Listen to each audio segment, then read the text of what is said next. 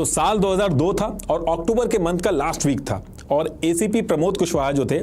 इसी particular time पे दिल्ली के अंदर एक केस देख रहे थे और इसी केस से रिलेटेड कुछ इंटेल लेने के लिए इनको कश्मीर जाना पड़ता है। ये वहां जाके अपने केस से रिलेटेड इंक्वायरी करते हैं और इसी के साथ साथ इन्होंने वहां पे मल्टीपल ऑफिसर जो कश्मीर में आतंकियों को काउंटर करने के लिए काम कर रहे थे उनसे भी मुलाकात की और इसी टाइम पे इनकी मीटिंग होती है बीएसएफ के डेप्यूटी कमांडेंट से। ये जो बीएसएफ के डेप्यूटी कमांडेंट थे इन्होंने कई सारे आतंकियों को कश्मीर के अंदर मार गिराया था और जिस टाइम पे प्रमोद कुशवाहा कश्मीर पहुंचे थे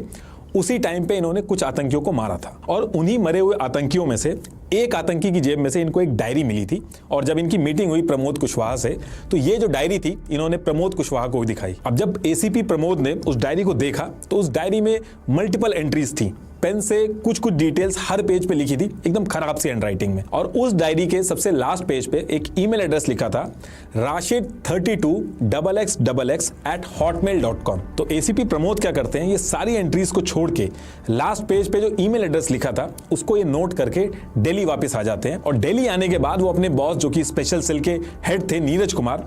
उनको ये ईमेल एड्रेस दिखाते हैं और उनसे कहते हैं कि इस ईमेल एड्रेस के बारे में वो कुछ काम करना चाहते हैं, पता लगाना चाहते हैं। अब इसके कुछ दिन बाद ऑफिसर प्रमोद ने सबसे पहला काम ये किया कि ये जो ईमेल आईडी थी इसका आईपी एड्रेस निकलवाया ताकि पता चल सके कि ये ईमेल आईडी चल कहां से रही है और जब इसकी डिटेल्स सामने आती हैं तो उसको देख के प्रमोद जो थे वो काफी सरप्राइज हो जाते हैं क्योंकि ये ईमेल आईडी मिली तो कश्मीर के आतंकवादी के पास से थी लेकिन इसको दिल्ली के अंदर एक आदमी यूज कर रहा था और जिस तरीके से यूज कर रहा था वो थोड़ा दिक्कत वाली चीज थी। ये जो ईमेल आईडी थी इसको दिल्ली के अंदर एक आदमी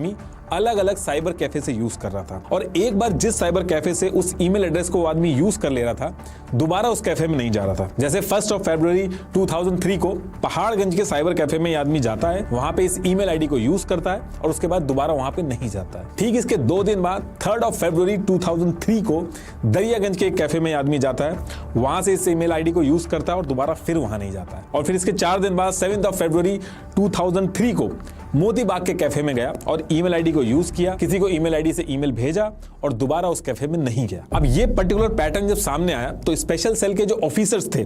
उनके कान खड़े हो जाते हैं कि दिल्ली के अंदर बैठ के इस तरीके से एक आदमी ईमेल भेज किसको रहा है और क्या भेज रहा है उस ईमेल में। अब इसके नेक्स्ट डे एसीपी प्रमोद जो थे वो अपने सीनियर नीरज कुमार से मिलते हैं और सब मिलके इस केस पे काम करने का डिसाइड करते हैं।